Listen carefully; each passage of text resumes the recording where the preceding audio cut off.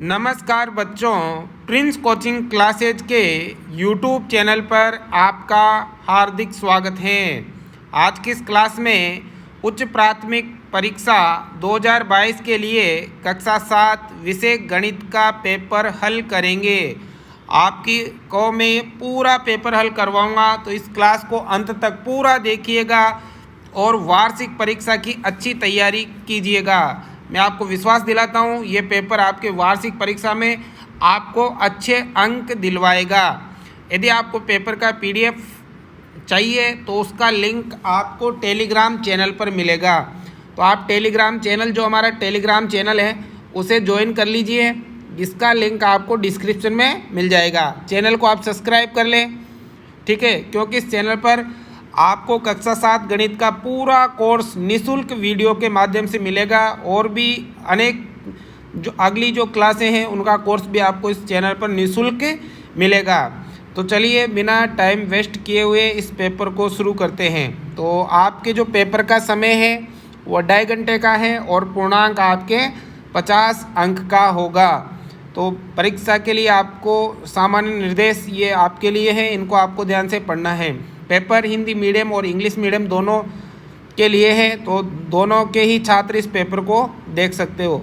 देखो, पहला जो सेक्शन ए जो होगा आपके, उसमें पहला प्रश्न आपके बहुवैकल्पिक होगा, ठीक है। तो इसमें पहला जो क्वेश्चन है उसमें लिखा है निम्नलिखित में से धनात्मक पूर्णांक कौन सा होगा। आपको इसमें धनात्मक पूर्णांक बताना है, ठीक है। तो देखो, धनात्मक पूर्णांक होता है प्लस वाला और ऋणात्मक पूर्णांक होता है माइनस वाला।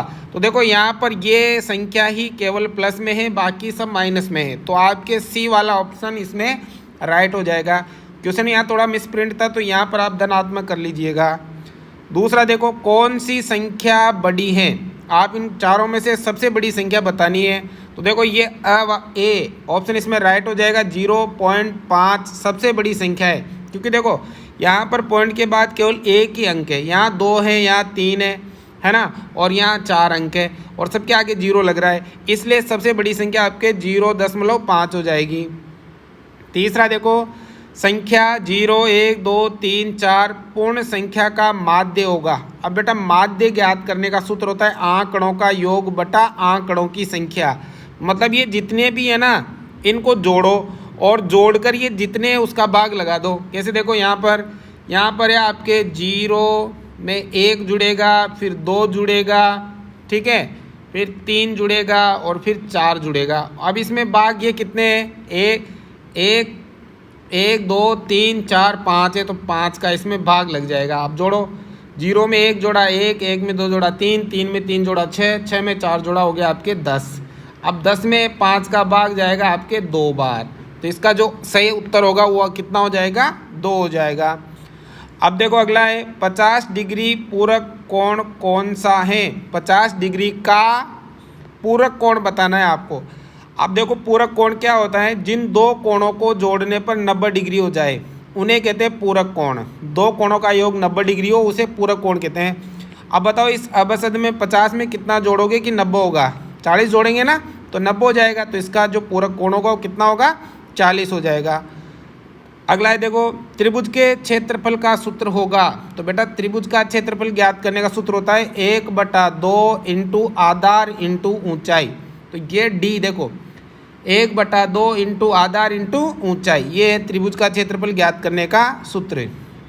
अब देखो, यहाँ लिखा है 2 की घात 6 का मान क्या होगा। 2 की घात 6 का मतलब ये 2 है ना, 6 बार गुणा में है। तो देखो, अबसद में देखो 6 बार गुणा में डी में है, 1 बार 2 बार 3 बार 4 बार 5 बार 6 बार।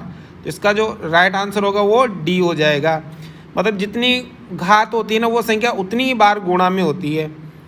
अब देखो, क्वेश्चन नंबर 2 में क्या लिखा है, मान ज्ञात करो। आपको इनका मान ज्ञात करना है, मतलब इनको गुणा करना है। 15 को गुणा करना है -16 से। अब देखो, पहले हम चिन्हों का गुणा करते हैं। तो यहाँ तो है प्लस और यहाँ है माइनस। बेटा, प्लस को माइनस से गुणा करेंगे तो माइनस आता है। देखो, 15 को गुणा कर रहे हैं भाई -16 से, है ना, गुणा करना है ये, ठीक है। तो प्लस को माइनस को प्लस से गुणा करेंगे तो माइनस आएगा। अब 16 का पार्ट आता है, तो 16 को 5 से गुणा करो, 16 पंजे 80, हासिल का 8, 16 एकम 16, 16 और 8 हो गया आपके 24। तो इसका जो आंसर होगा -240 हो जाएगा। इसका दूसरा आप कर सकते हो, पहले माइनस को प्लस से गुणा करोगे तो माइनस आएगा। अब 25 को 21 से गुणा करना है, ठीक है। अब तीसरा देखो, समीकरण का हल करे। आपको ये समीकरण जो दे रखा है इसका हल करना है, मतलब 3p/4 = 6, इसका हल करना है। तो बेटा हल करना है मतलब p का मान ज्ञात करना है। तो आपको क्या करना है, 3 और 4 का उधर पक्षांतरण करना है। पहले इस 4 का उधर पक्षांतरण करो, ये 4 यहाँ भाग में है ना इसके, तो उधर जाते ही गुणा में हो जाएगा ये। तो यहाँ आ जाएगा 3p = 6 × 4। अब देखो 6 चौका हो गया आपके 24 हो गया ना। अब यहाँ p का मान ज्ञात करना है, तो ये p 3 के गुणा में है ना, तो उधर भेजोगे तो ये भाग में जाएगा। तो p बराबर आ जाएगा 24/3 और 3 से काटोगे ना, 3 का भाग दोगे तो 8 बार जाएगा, 3 × 8 = 24। तो p का मान यहाँ कितना आ जाएगा, 8 आ जाएगा आपके। अब देखो ये अगला है, n का मान ज्ञात करे। यहाँ पर ये जो n है ना, n, इसका मान ज्ञात करना है। सेम इसी तरह का सवाल है। यहाँ पर देखो क्या लिखा है, 5n/2 -7 = 23। अब यहाँ से भी आपको क्या करना है, n का मान ज्ञात करना है। तो 5 का, 2 का, 7 का, तीनों का उधर पक्षांतरण करना पड़ेगा। तो देखो पहले आप -7 का उधर पक्षांतरण कर दो, तो 5n = 23। अब ये माइनस का उधर जाते हो जाएगा प्लस का, ठीक है। अब 5n = 5n/2 है ना, 2/2 है, और ये कितना 30 हो गया 30। अब ये 2, ये बटे में यहाँ 2 है भाई, ठीक है ना। अब ये 2 यहाँ भाग में, तो इधर जाएगा आपके गुणा में। भाग में तो इधर काय में जाएगा, गुणा में जाएगा। 5n = ये हो गया 60। अब n का मान ज्ञात करना है, तो ये 5 गुणा है तो भाग में जाएगा। तो ये आएगा 60/5 और 5 का भाग देंगे तो जाएगा 12 बार, 12 पंजे 60, इसका सही उत्तर आ जाएगा, ठीक है। अब देखो यहाँ पर ये जो 5वां क्वेश्चन है, इसमें देखो क्या लिखा है, सरल कीजिए। आपको सरल करना है, तो -4⁻³ है, इसका मतलब -4 × -4 × -4 3 बार गुणा करना है। तो पहले चिन्ह देखो, माइनस को माइनस से गुणा करते हैं, प्लस बन जाएगा, ठीक है। फिर प्लस को माइनस से गुणा करेंगे, माइनस बन जाएगा। अब 4 चौको 16 और 16 चौको हो गया 64, तो ये माइनस का 64, इसका उत्तर आ जाएगा, ठीक है। अब बेटा अगला देखो, रिक्त स्थानों की पूर्ति कीजिए। आपको रिक्त स्थान जो दे रखे हैं ना, ये खाली स्थान, इनकी पूर्ति करनी है। तो बिल्कुल आसान है, देखो इनको जोड़ो। 0 में 8 जोड़ा 8, 8 में 6 जोड़ा 14, 14 में 4 जोड़ा 14 में 4 जोड़ा, तो ये हो गया 18। तो यहाँ 18 आएगा, ठीक है। अब देखो आगे यहाँ 9 आ रहा है, यहाँ कुछ नहीं आ रहा। तो देखो इन दोनों में 2 का भाग देंगे तो इसमें 9 बार जाएगा और इसमें 2 बार जाएगा। तो ऊपर तो 9 आ गया और नीचे कितना आएगा, 2 आ जाएगा। अब देखो 7वां है, जब हम कोण A = कोण B लिखते हैं, हमारा वास्तव में अर्थ क्या होता है, अर्थ होता है कि दोनों का मान बराबर है। दोनों का मान क्या है, बराबर है, मतलब जो मान कोण A का है वही मान कोण B का है, दोनों सेम है ना, दोनों बराबर है। अगला देखो यहाँ देखो 8⁻t भाग चिन्ह 8⁻2। देखो यहाँ 8⁻t और बटे में, मतलब भाग बटे में एक ही बात है। तो इसका जो उत्तर होगा वो क्या होगा, ये आपको बताना है। तो देखो अगर आधार समान हो, घातांकों के नियम में आधार समान हो और संख्याएं भाग में हो, ठीक है, तो घातें घट जाती है। तो देखो t⁻2 तो यहाँ दे रखा है, यहाँ 8 आ जाएगा। तो 8, इसका जो आंसर होगा 8 हो जाएगा t-2, 8 t⁻2 हो जाएगा, ठीक है। अगला देखो 9वां है, a × b के मानों को ज्ञात कीजिए। यहाँ a का मान 21 है और b का मान 18 है। तो आपको a × b का मान ज्ञात करना है, गुणा करना है, मतलब a की जगह 21 रखो, b की जगह 18 रखो, दोनों को गुणा करो, जो उत्तर आएगा वो आपका उत्तर आ जाएगा। कर लोगे, कर लो भाई। देखो 18 को 1 से गुणा करो, 18 × 18 हासिल का 1, 18 को 2 से गुणा करो, 18 दूनी 36 और 1 हो गया 37, तो ये आएगा 378। बी वाला आप कर लोगे सेम, ठीक है। अब 10वां देखो, दशमलव का उपयोग करके रुपए में व्यक्त कीजिए। दशमलव का उपयोग करके इसको किस में बदलना है, सबको रुपये में बदलना है। तो देखो रुपए में बदलेंगे तो आपको पता होना चाहिए भाई, एक जो रुपया होता है उसमें 100 पैसा होता है। 1 रुपये में कितना पैसा होता है? 100। अब पैसे को रुपए में बदलना है तो आपको 100 का भाग देना है। जैसे 7 को बदलना है रुपए में तो हम 100 का भाग दे देंगे। अब 100 में कितनी जीरो है? 2 जीरो है। तो देखो ये ऊपर क्या करेंगे, भाग देना तो थोड़ा लंबा हो जाएगा ना, तो 2 जीरो है ना बेटा, तो ये 7 यहाँ लिखो। अब 2 अंक छोड़ के दशमलव लगा दो, 1, और ये 2 अंक छोड़ दिया और यहाँ दशमलव लग जाएगा, आके जीरो हो जाएगा। तो ये हो गया आपके कितना? 0.07 रुपया। ठीक है, इसका आंसर हो गया। जैसे 50 पैसे को बदलना है तो 50 में किसका भाग देंगे भाई? 100 का भाग देंगे। तो यहाँ 0 से 0 कट गया। अब नीचे 1 जीरो रह गए ना, तो 1 अंक छोड़ के दशमलव लग जाएगा, तो याद आएगा 0.5 रुपया। अब ऐसे आगे कर लेना, ऐसे आगे कर लेना। ठीक है, अगला देखो, निम्नलिखित में से कोणों में प्रत्येक के पूरक कोण का मान क्या होगा? अब मैंने बताया था अभी, पूरक कोण का मतलब होता है जिन दो कोणों का योग 90 डिग्री हो उन्हें पूरक कोण कहते हैं। अब इसका पूरक कोण ज्ञात करना है तो इसको 90 में से घटा दो, या 45 में कितना जोड़े कि वो 90 हो जाए। तो 90 में से 45 घटाओगे ना तो 45 आएगा, तो इसका पूरक कोण 45 है। इसको भी 90 में से घटाना, इसको भी 90 में से घटाना। ठीक है, अगला देखो, त्रिभुज DEF सर्वांग सम है, त्रिभुज BCA है, तो त्रिभुज BCA के उन भागों को लिखिए जो निम्न के संगत हो। मतलब त्रिभुज के उन भागों को, देखो ये दोनों त्रिभुज क्या है? सर्वांग सम है। अब त्रिभुज BCA है ना, इसके उन भागों को लिखना है जो इन दोनों के क्या हो? संगत हो। तो देखो इस त्रिभुज का E है ना कोण दूसरे नंबर पे, तो इसका आएगा कोण C, तो यहाँ बराबर में आएगा कोण C। अब देखो यहाँ EF पीछे वाले दोनों नाम है ना, तो यहाँ पीछे वाले दोनों नाम C आ जाएगा, कोण C है। ठीक है, कोण F है, F लास्ट वाला है, तो यहाँ A लास्ट वाला, इसका A आ जाएगा। अब यहाँ DF, D मतलब पहला और तीसरा है, पहला और तीसरा है ना, तो यहाँ भी पहला और तीसरा आ जाएगा, मतलब BA आ जाएगा। ऐसे सर्वांग सम में संगत भाग क्या होते हैं? बराबर होते हैं। आगे भी समझ में। अगला देखो, बीजीय व्यंजकों को जोड़िए। आपको इनको जोड़ना है भाई। तो देखो P, अब बेटा ये कोष्ठक हटाओगे ना तो ये माइनस का चिन्ह जब अंदर गुणा होता है तो अंदर के चिन्ह बदल जाते हैं, तो ये माइनस का P हो जाएगा और ये प्लस का Q हो जाएगा। अब माइनस का Q, अब देखो ये Q यहाँ गुणा में है तो गुणा करना पड़ेगा, Q को Q से गुणा करेंगे Q स्क्वायर, और ये माइनस माइनस प्लस हो जाएगा और P Q हो जाएगा। अब देखो यहाँ P प्लस का और P माइनस का ख़त्म हो गया और बाकी ये जो आपका उत्तर आ जाएगा। ठीक है, सेम ऐसे ही दूसरा आपको जोड़ना है। यहाँ कोमा की जगह आपको प्लस लगाना है। समान पदों में समान पद जोड़ने हैं और असमान पदों में असमान पद जोड़ने हैं। अगला लिखा है, दशमलव संख्याओं के रूप विस्तार रूप लिखिए। दशमलव संख्याओं का विस्तार रूप लिखना है आपको। ठीक है, तो विस्तार रूप आप कैसे लिखोगे?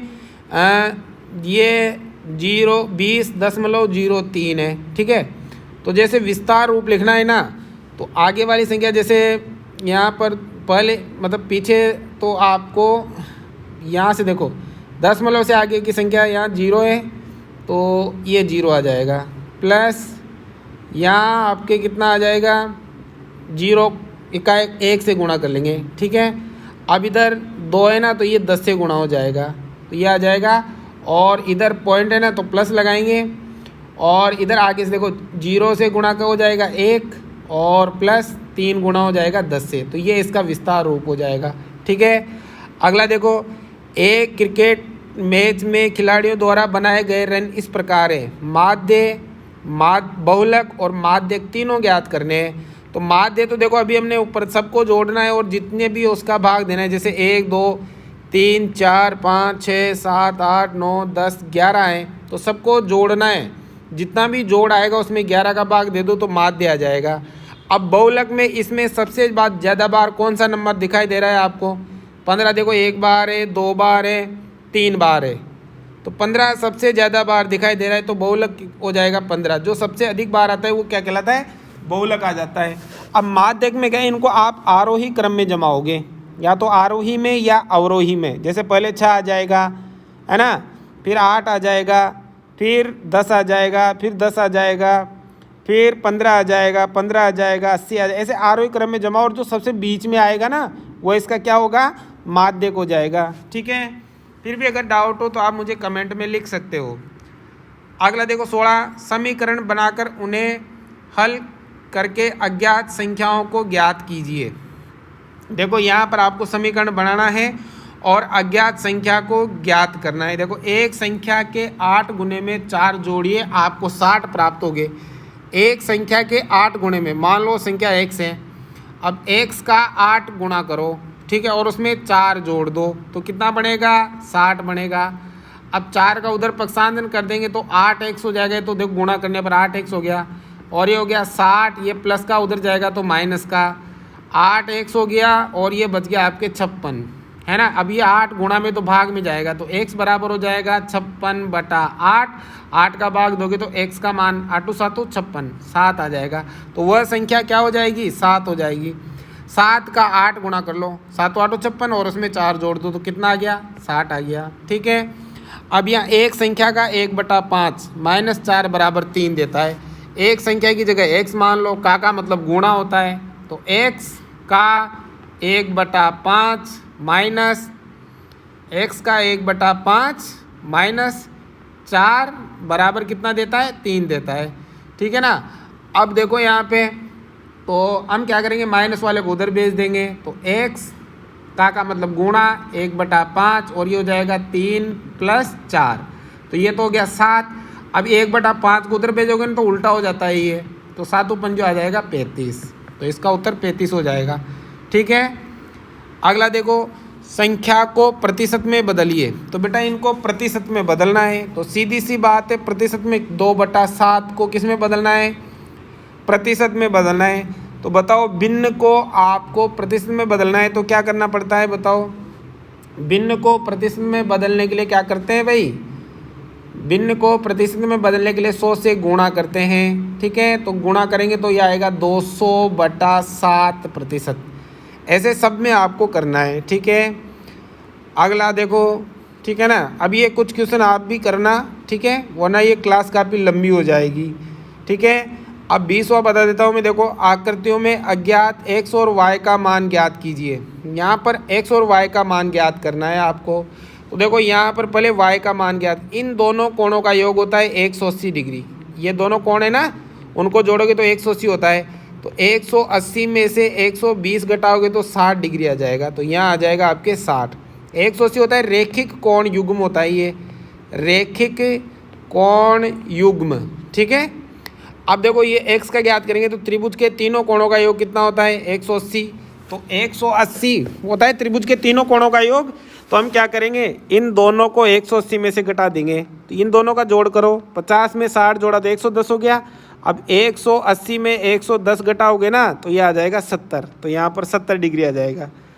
अब इसी प्रकार यहाँ करना है, देखो ये 80 है ना, तो ये अंदर वाला भी 80 होगा y, क्योंकि ये शीर्षाभिमुख कोण है और शीर्षाभिमुख कोण बराबर होते हैं। अब इन दोनों को जोड़ के 180 में से घटा दो, तो 80 में 50 जोड़ा 130, 130 को 80 में से घटाएंगे तो ये भी 50 आ जाएगा। ठीक है, अब देखो ये वाला, अगला देखो ये इसमें देखो y का मान ज्ञात करना है केवल। तो ये दोनों कोण दे रखे हैं तो आसानी से ज्ञात कर सकते हो। दोनों को 110 हो गया, 80 में से घटाओगे तो 70 आ जाएगा, 180 में से घटाओगे 70 आ जाएगा। अब देखो x बार सब x दे रखे हैं, तो बाह्य कोणों का योग होता है भाई कितना, त्रिभुज के बाह्य कोणों का योग होता है आपके, ये एक बराबर है, ये बराबर है, और अंदर वाले देखो ये 60 है, ये भी 60, ये भी 60 है ना। तो बार मतलब यूँ समझ लो कि बार वाले कोणों का योग होता है 360 डिग्री, है ना। तो ये 3 है तो 3 का भाग लगा दो, 3 का भाग लगाओगे तो 120 डिग्री आ जाएगा। ठीक है, अब देखो इसमें कुछ क्वेश्चन पूछे थे, त्रिभुज ABC की रचना कीजिए। रचना करनी है आपको इसमें, ठीक है, ये जो मैंने बताया ना ये लास्ट वाला, इसमें रचना करनी है। ठीक है, तो ये पेपर था आपका, उम्मीद करता हूँ आपको समझ में आया होगा। इसका लिंक आपको टेलीग्राम चैनल पर मिलेगा, उसको आप लाइक कर लीजिए। प्रिंस क्लासेज चैनल को भी लाइक कर लीजिए और शेयर कर दीजिए इस क्लास को। Thank you.